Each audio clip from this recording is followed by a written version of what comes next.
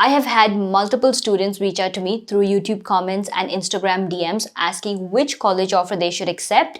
How do you evaluate different college offers, and what makes the most sense in terms of the best return on investment as well as career prospects? In most cases, universities will typically have you put down an enrollment deposit to reserve or secure your spot by accepting the offer letter. And this whole process becomes tricky, especially if you're still waiting on decisions from other universities. So in this video, I'm going to show you what the best strategy is to evaluate different college offers, how you should go about this whole enrollment process, as well as give you an Excel template so you can evaluate your own college offers as well. So we're going to learn by doing. I'm going to break down 3 different offer letters, one for undergrad, one for master's, and one for a PhD student. And we're going to look at each step, what the offer letter is talking about, how do you actually go about doing the steps for enrollment that they ask you to, and what strategies you can adopt. The first offer letter that we are going to look at is for a high school student who received a fully funded undergraduate degree offer from Knox College, and this offer was received on February 20th.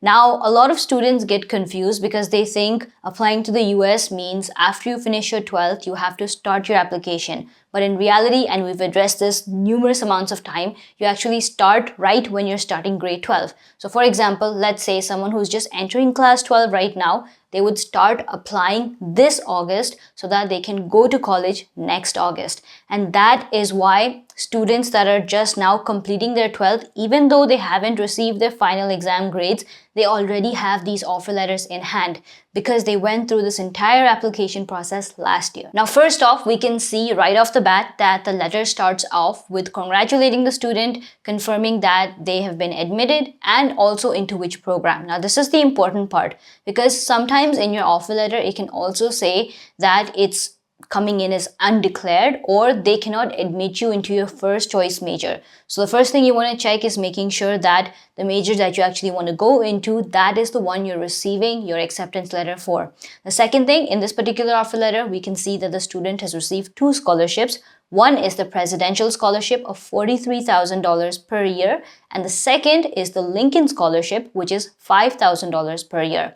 Now, the offer letter specifically mentions that both of these scholarships are renewable per year for 4 years. Now, this is another key thing that you want to see. We want to make sure that the scholarship that you've received is not just for the first year, but it's actually renewable. This means that you have this scholarship amount locked for all 4 years of your undergraduate degree. Now, for Knox College, the tuition fee for international students this year is $54,000 per year. And this particular student has gotten a scholarship of $48,000, which is not bad at all. Now, the offer letter also goes on to talk about a campus employment award of $4,000 per year, but this is kind of like a maybe amount. It's up to $4,000 per year, and it's also contingent upon the student actually working on campus. So I'm going to just, it's a good thing to have, but I'm not going to add it into the final award because it requires the student to work. Let's say that a student has a busy semester or exams or isn't able to work. They may not be able to secure this. So let's maybe not add this to the total scholarship. But other than that, we can see some additional details mentioned out in the offer letter as well. So now, with this entire offer letter looked at, the biggest question is, do you accept this offer or do you just reject it because it's not from the best university out there? And the answer isn't really simple to this question. Now, on one hand, they're giving you a really good amount of scholarship, which means that by the time you finish your undergraduate degree, there's a good chance you may not have to take an education loan. You can survive through personal savings, and it's not costing you a fortune. On the other hand, you could go for a fancier degree if you get in, but that's going to cost you maybe up to $300,000 or $400,000 by the time you finish college. Honestly, the first thing to look at is your family's priorities and financial status. If you're someone who can afford that pricey tag education, maybe it's worth considering. Otherwise, Knox College is not such a bad option at all. Now, if you're going to come to the US, the one thing you cannot forget are your Dossier perfumes. These perfumes are luxury fragrances both for boys and girls, and they come in super friendly travel pack sizes. and you can carry them around on campus. You don't want to be stinking up your dorm room or your classes, so they're very, very handy to have, and you guys can use my code, the link in the description, to get a discount on your Dossier perfume. The second offer we're going to look at is from a student who got into Columbia University for the Master of Biomedical Engineering, and this is honestly a very standard offer letter, but there's some surprising steps to it.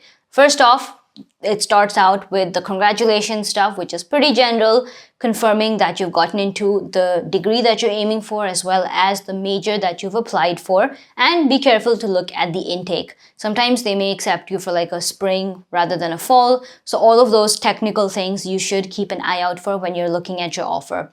The next big thing that honestly catches my eye is this $4,000 non-refundable enrollment deposit. It's a big amount, and I'm going to tell you what this means. Basically, in order to say yes to Columbia in this particular offer letter, they require you to put $4,000, pay them $4,000, which will confirm you saying yes. So you cannot just simply accept the offer without doing anything. You have to pay that $4,000. Later, towards like the beginning of the semester, closer to August, when it's time for you to start classes, this $4,000 will eventually be adjusted in your tuition fee later on. So it's not an additional fee that they're charging you. It's just like a holding deposit.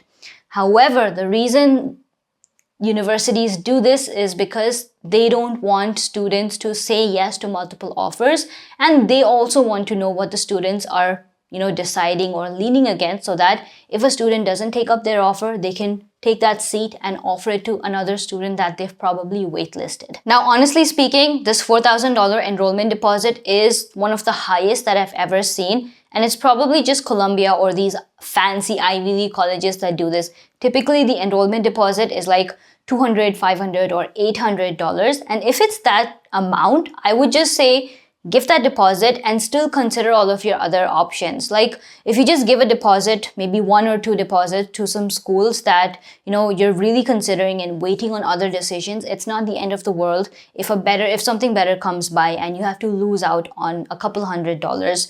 So that is worth it. For Columbia, $4,000, absolutely not. Only pay that enrollment deposit if you are serious and are confident that you're considering to go there. So talking about the elephant in the room, which is scholarships and financial aid. The one thing that is evident in this particular offer letter is that there's no mention of what scholarship this particular student received. And the reason for that is the college doesn't offer scholarships for master's students. And this is very common. About 90% of master's programs in the US do not offer scholarships to international students. So if you're applying to a big Ivy League or a lot of these universities, be mentally prepared to pay that price tag if they accept you. For example, if we take a look at Columbia, their tuition fee is over $100,000 per year.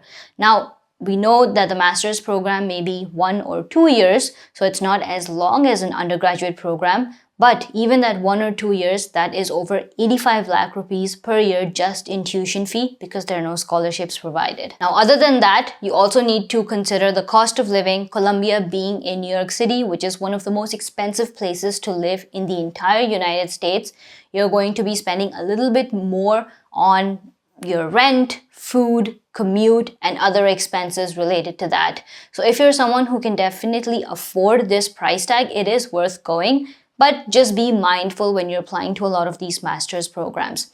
Now, with all of this said, even though the university itself doesn't give scholarships and financial aid, there are some ways that I've personally seen students support themselves within their master's programs. And that is a combination of doing part-time jobs on campus, so working up to 20 hours per week, where they can earn like $12 to $16 an hour, getting a research position under a professor, so this helps them earn money and also add something suitable to their resume. And lastly, getting a TA job for an undergraduate course. A TA is a teaching assistant where you help a professor teach a particular course for undergrad students, which also pays pretty well. Now, with these kind of side hustles that you can do on campus, which is legal for an F1 international student, many students are able to take care of their living expenses. So the main tuition fee that they have to afford usually comes from their parents, savings, or an education loan. Now, the final offer letter that I have for you guys is a PhD offer letter, and it is my own offer letter.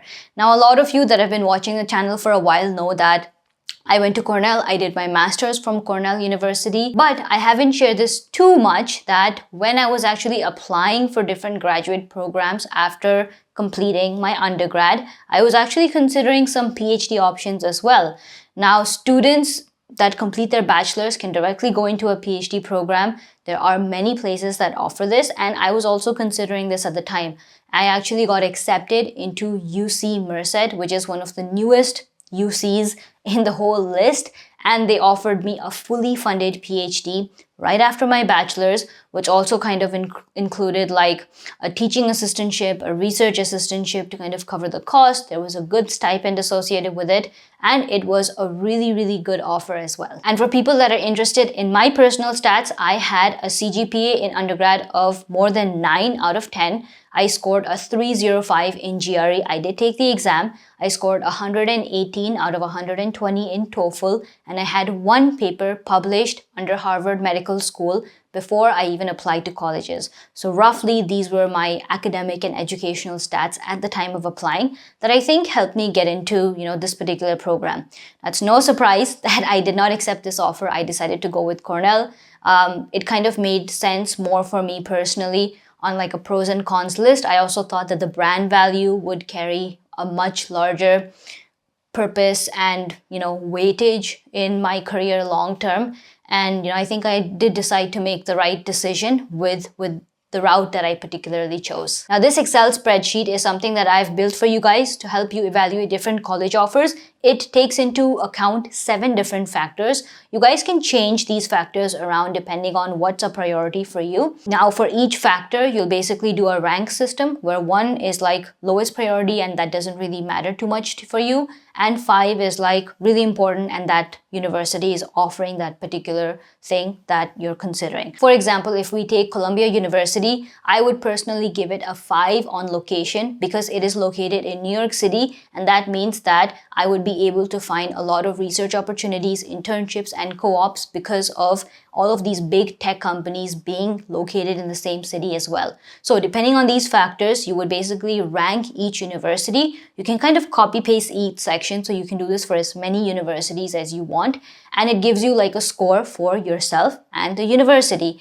And the best part is, now once you have all of those scores, you can see which are your top 3 or top 2 and kind of help shorten that decision-making factor right there itself. Alright guys, so that's all that I had for this video. Today's question of the day is, I want to know from you guys, where have you been accepted into? So put those in the comments below, like separate different colleges by commas if you've started receiving offer letters.